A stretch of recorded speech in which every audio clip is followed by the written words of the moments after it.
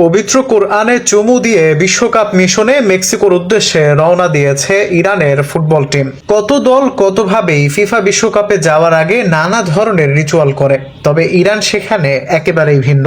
তারা পবিত্র কালামুল্লাহ শরীফ আল কুরআনে চুমু দিয়ে বিশ্বকাপ মিশনের জন্য মেক্সিকোর উদ্দেশ্যে রওনা হয়েছে।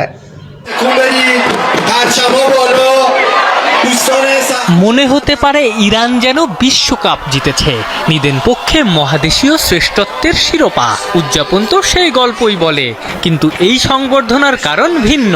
ইরানের ফুটবল দল বিশ্বকাপ খেলতে যাওয়ার আগে পেয়েছে বিদায়ী সংবর্ধনা।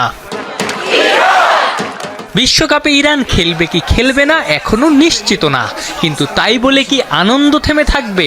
যুক্তরাষ্ট্রে প্রবেশ আর সেখানে বিশ্বকাপ খেলা নিয়ে আছে শঙ্কা। তাতে কি সমর্থকদের উন্মাদনার কমতি ছিল না ছিটে ফোটাও।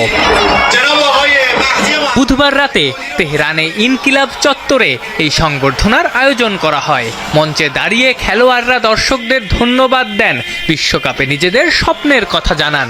একই দিনে উন্মোচন করা হয় ইরানের বিশ্বকাপ জার্সিও।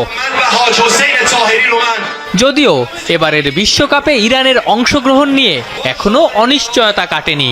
যুক্তরাষ্ট্র ও ইসরায়েল ইরান জুড়ে বিমা হামলা শুরু করার পর দলটার বিশ্বকাপ যাত্রা প্রশ্নের মুখে পড়ে। কেননা বিশ্বকাপের গ্রুপ পর্বে ইরানের 3টি ম্যাচই হবে যুক্তরাষ্ট্রে।